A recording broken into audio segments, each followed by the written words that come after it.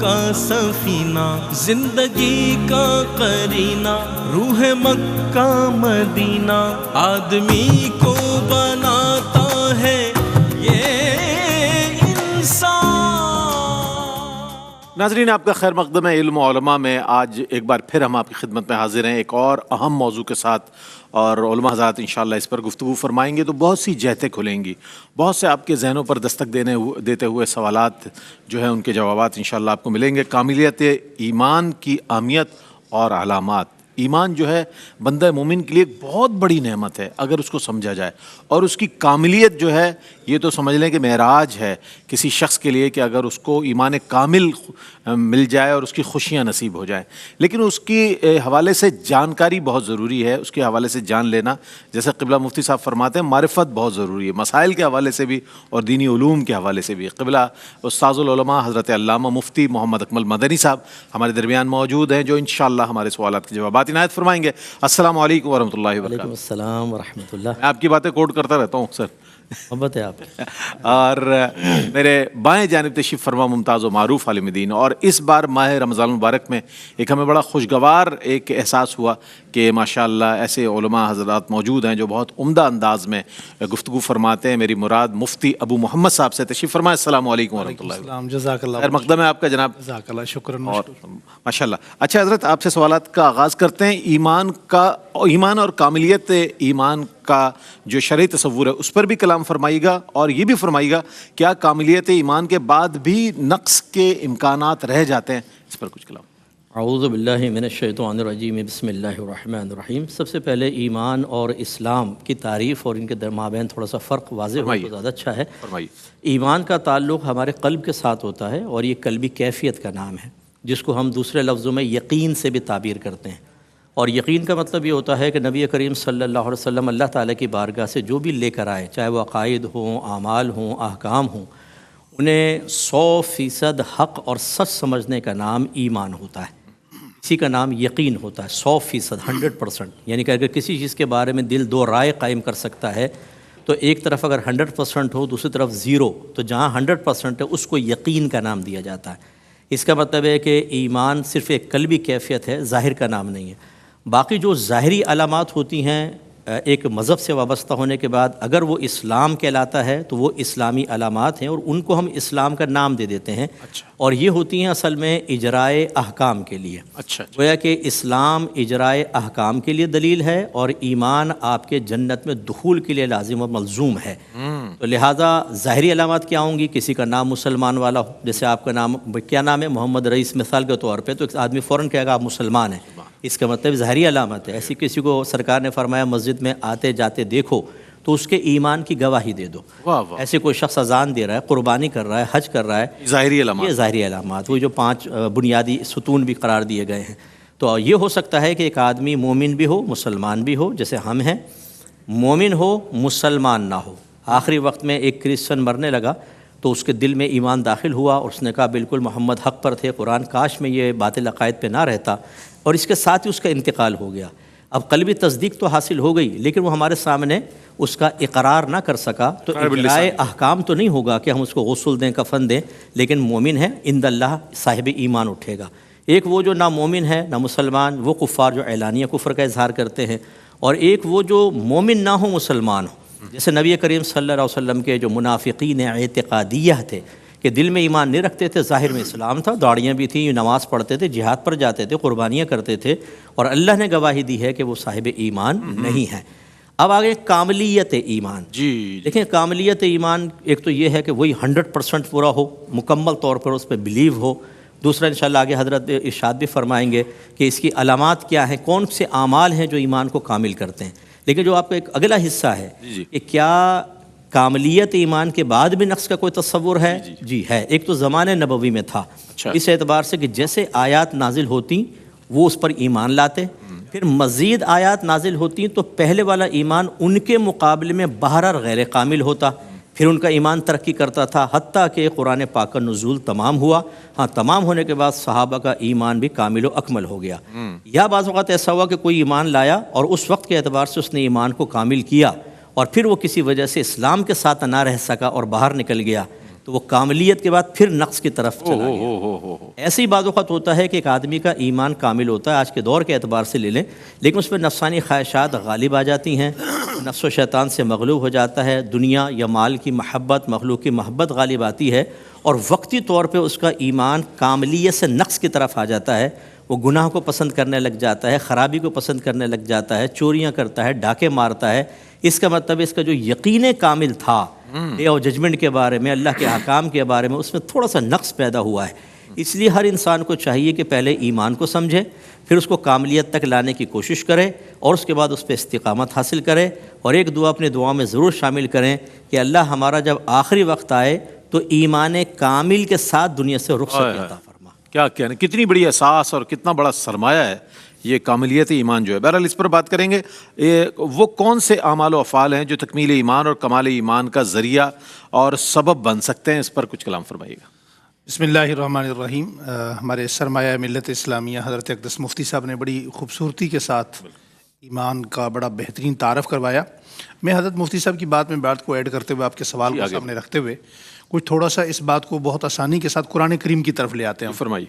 یہ جو آپ نے جو سوال فرمایا ہے، اس سوال کے اندر بہت ساری نشانیاں ہیں، اور قرآن کے اندر الگ ہیں، حدیث مبارکہ میں الگ ہیں۔ میں اگر یہاں سہارا لوں، سب سے پہلے میں ایک آیت کوٹ کرنا چاہتا ہوں۔ جی فرمائیے۔ آپ صلی اللہ علیہ وسلم جب مدینہ طیبہ تشریف لائے تو یہودی وہاں بڑی کثرت سے آبادی میں موجود تھے، ٹھیک ہے جی۔ سب سے پہلے تو ہم اس کی اہمیت کو یوں دیکھیں کہ ایمان کس انداز میں کتنی اہمیت کا حامل ہے۔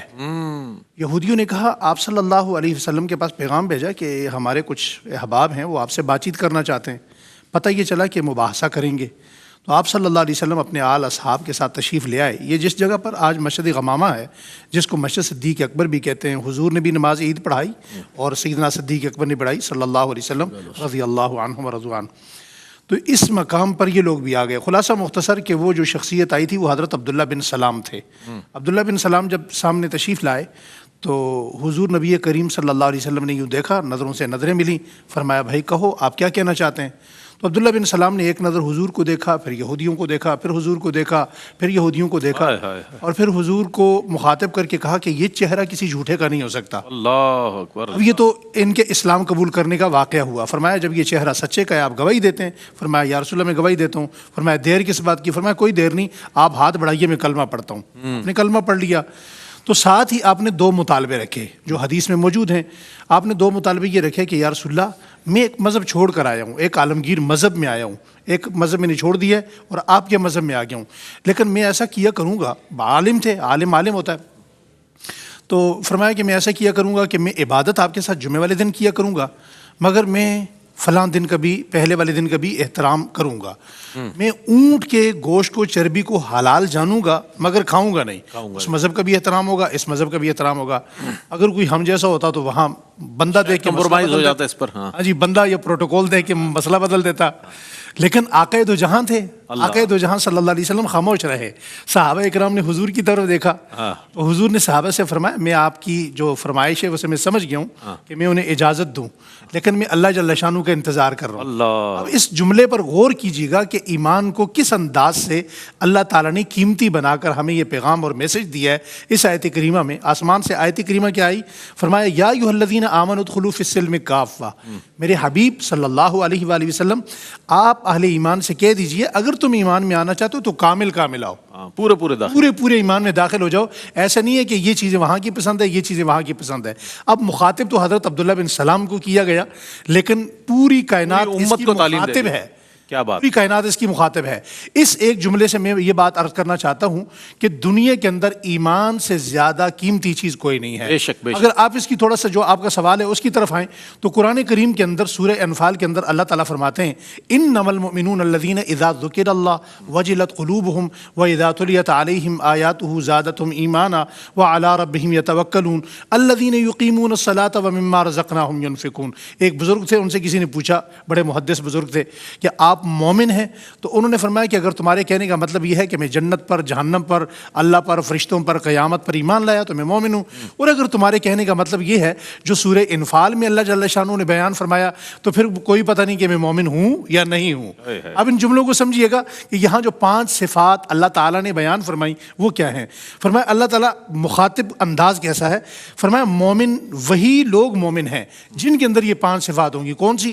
انما المؤمنون الذین اذا ذکر اللہ، جب ان کے سامنے اللہ کا ذکر آ جائے تو ان کے دل ڈر جائیں، ان کے دل سہم جائیں، ان کے دل میں خوف پیدا ہو جائے۔ دوسری نشانی کیا بتائی؟ وجلت قلوبہم واذا تلیت علیہم، جب ان پر قرآن کریم کی آیات پڑھی جائیں تو زادتہم ایمانا، ان کے ایمان میں اضافہ ہو۔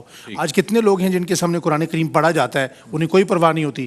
تیسری ایک چیز یہاں پر بڑی خوبصورت بیان فرمائی، فرمایا وعلی ربہم یتوکلون، مومن وہ ہوتا ہے، ایمان کی نشانی یہ ہے کہ وہ سب سے زیادہ اس کائنات میں اپنے رب پر بھروسہ اور توکل کرنے والا ہو۔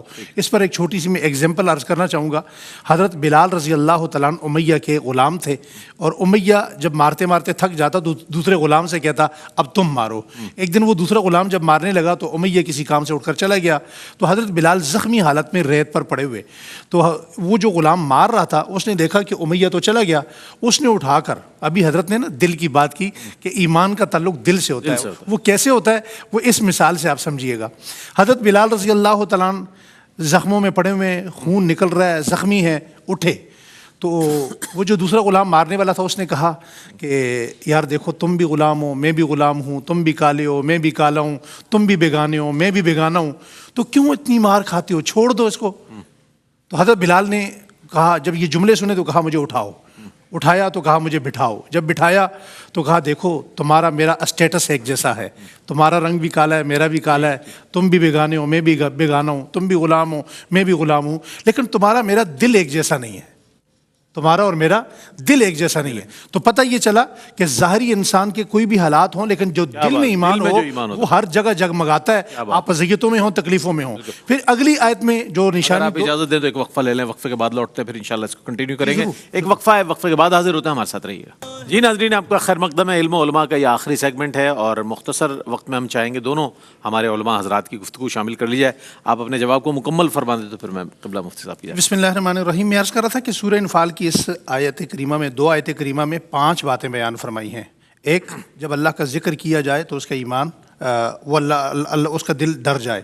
دوسرا، جب قرآن کریم پڑھا جائے تو اس کے ایمان میں اضافہ ہو، قرآن پاک سے اتنا مضبوط تعلق ہو۔ تیسرا، وہ اللہ پر بھروسہ کرنے والا ہو۔ چوتھا، وہ الذین یقیمون الصلاۃ، وہ نماز کو قائم کرنے والا ہو۔ پڑھنے کا مطلب کبھی چھوڑ دی کبھی پڑھ لی، قائم کرنے کا مطلب یہ ہے کہ شروع کر دی دوبارہ کبھی نہ ہٹے۔ اور وَمِمَّا رَزَقْنَاهُمْ يُنْفِقُونَ، پھر وہ اس پر کامل معنی میں اللہ کے رزق سے خرچ کرنے والا ہو۔ اس سے اگلی آیت کا صرف ایک جملہ عرض کرتا ہوں، اللہ تعالیٰ نے کیا فرمایا؟ فرمایا اولئک هم المؤمنون حقا، جن میں یہ 5 صفات ہیں وہی کامل مومن ہیں۔ اور ایک حدیث مبارکہ حضرت انس رضی اللہ تعالیٰ عنہ فرماتے ہیں کہ ایمان کی اگر حلاوت کی بات کریں، وہ ایک شعر بھی ہے، وَإِذَا حَلَّتِ الْحَلَاوَةُ قَلْبًا نَشَطَتْ فِي الْعِبَادَةِ الْأَعْضَاء، فرمایا جو انسان اللہ اور اس کے رسول سے شدید محبت کرے اور پھر کسی انسان سے محبت کرے تو اس محبت کی وجہ بھی صرف اللہ جل شانہ کی رضا ہو۔ اور تیسری چیز فرمایا اگر وہ کفر کے قریب واپس نہ لوٹنا اس ارادے سے ہو، میں ایمان پر قائم رہنا چاہتا ہوں، تو وہ یہ ایمان کی وہ نشانیاں ہیں، وہ علامتیں ہیں جس سے انسان کو ایمان کی حلاوت بھی محسوس ہوتی ہے، مٹھاس بھی محسوس کرتا ہے اور اللہ جل شانہ کی رضا بھی پاتا ہے۔ کیا کہنا ہے مفتی صاحب نے، بہت مختصر وقت میں جامع کلمات ارشاد فرمائے۔ ایمان کے اثرات و ثمرات پر میں چاہتا ہوں بس فائنلی گفتگو ہو جائے آپ کی، تو پھر ہم آگے بڑھتے ہیں۔ ایمان کے ثمرات بعض اوقات تو اسلام کی شکل میں ظاہر ہوتے ہیں کہ جب دل میں یقین ہوتا ہے تو انسان ظاہر اسلام کو اختیار کرتا ہے، پھر وہ نمازی بنتا ہے، اس کا ظاہر شرع کے موافق ہوتا ہے، اپنی فیملی کو اسلام کے قریب لاتا ہے، اس کو ظاہری علامات اختیار کرتا ہے، نام اس کا اسلامک رکھتا ہے، وہ اپنے جو روزی کماتا ہے بالکل دائرہ شریعت میں، نہیں تمام احکام شرع کا لحاظ کرتا ہے۔ یہ ثمرات ایمان کے ظاہر ہونے چاہیے اور ان ثمرات کا نتیجہ پھر آخرت میں ملے گا۔ لیکن جیسے حضرت نے فرمایا کہ وہ قرآن پڑھتے ہیں تو ان کے ایمان میں زیادتی ہوتی ہے۔ آج ہماری صورتحال یہ ہے کہ نہ گھر میں قرآن ترجمہ تفسیر سے ہوتا ہے، ہر گھر تقریباً حدیثوں کے سیٹ سے تو خالی ہے، سیاہ ستہ کہیں نظر نہیں آئے گا، بخاری، مسلم، ترمذی، نسائی، ابو داؤد، ابن ماجہ کم از کم، بلکہ بعض کو تو آپ کہیں نا کہ نسائی یا ترمذی تو سمجھیں کہ کوئی محلے کی خالہ کا نام لے رہے ہیں وہ نا، وہ ان کو یہ نہیں پتہ کہ یہ کون ہے۔ بالکل اجنبی ہیں لوگ. اچھا سیرت کی کتاب ہمارے گھر کے اندر نہیں, ہمارے بچوں کو نہیں پتا کہ سرکار کا پیدائش سے لے کر آخر تک سال بسال کیسے زندگی گزری, کچھ معلوم نہیں, اجنبی بالکل. اسلام کے بارے میں تو اللہ فرما رہا ہے, حضرت کے نے آیات پڑھی کہ اسلام میں پورے داخل ہو جاؤ. اور غیر مسلم اگر ایک مسلم سے کویشچن کرے کہ واٹ از اسلام, تو وہ ڈسکرائب نہیں کر سکتا کہ اسلام کیا نہیں کر سکتا. یعنی ہماری صورتحال یہ ہے کہ ایمان کی زیادتی کیسے ہوگی, بلکہ جو موجودہ ایمان اللہ نے گھر بیٹھے ایک مسلمان گھرانے میں پیدا ہونے کے بعد عطا فرما دیا, اس کی حفاظت بھی اتنی مشکل ہو گئی ہے کہ آج آپ دیکھیں, حضرت بھی پبلک میں کام کرتے ہیں, ہم بھی باہر کے ملکوں میں لوگ اتنا رو رہے ہیں, بلکہ پاکستان میں بھی, کہ بچے سوشل میڈیا پر جا کر آج اپنے آپ کو چینج کر رہے ہیں. ایک بچے نے کہا کہ میرے غیر مسلم سے دوستی ہو گئی, اس نے میرا نام پوچھا تو مفتی صاحب مجھے اتنی شرم آئی کہ میں اپنا نام بتاؤں. اس نے میرا ریلیجن پوچھا تو میں نے کافر نام بتا کر, انگریز نام بتا کے اپنے آپ کو کافر ڈکلیئر کیا اس کے سامنے, اس وجہ سے کہ مجھے شرم آئی کہ میں اپنے آپ کو مسلمان کہوں. پھر اس کو میں نے تجدید ایمان, تجدید نکاح وغیرہ کروایا کہ یہ آپ نے کیا کیا ہے. یہ صورتحال ہے. تو خلاصہ کلام یہ ہے کہ ایمان کی مضبوطی کے لیے قرآن, حدیث, صحیح علماء کی صحبت میں رہنا, پھر اس کے بعد اپنا احتساب, اسلام کو نافذ کرنا اور اس کی تلقین کرنا. جب ہم کہتے ہیں تو پھر خود بھی اپنا احتساب کرتے ہیں اور عمل کرنے کی کوشش کرتے ہیں, تو انشاءاللہ اللہ تعالی ہم پر خصوصی کرم فرمائے. ماشاءاللہ بہت ہی مختصر لیکن پر اثر کلمات ہم نے دونوں علماء حضرات سے سنے. قبلہ آپ کی تشریف آوری کا بہت شکریہ. مفتی ابو محمد صاحب آپ کی تشریف آوری کا بہت شکریہ. دامن وقت میں گنجائش ہوتی تو مزید آپ سے فیض و برکات حاصل کرتے, لیکن انشاءاللہ بہت شکریہ. اچھا اللہ آپ کا سفر بخیر فرمائے. ناظرین محترم, اگلا جو سیگمنٹ ہے وہ آپ کے مسائل کا حل ہے, جس میں قبلہ مفتی محمد اکمل مدنی صاحب تشریف فرما ہوں گے اور آپ کے لائیو سوالات لیے جائیں گے روزانہ کی طرح. جلدی سوالات کو کمپائل کر لیں اور ہمارے پروگرام میں شامل ہونے کے لیے تیار ہو جائیں. ایک مختصر سا وقفے کے بعد حاضر ہوتے ہیں, ہمارے ساتھ رہیے گا. رحمتوں کا مہینہ, عظمتوں کا سفینہ, زندگی کا قرینہ, روح مکہ مدینہ, آدمی کو بناتا ہے یہ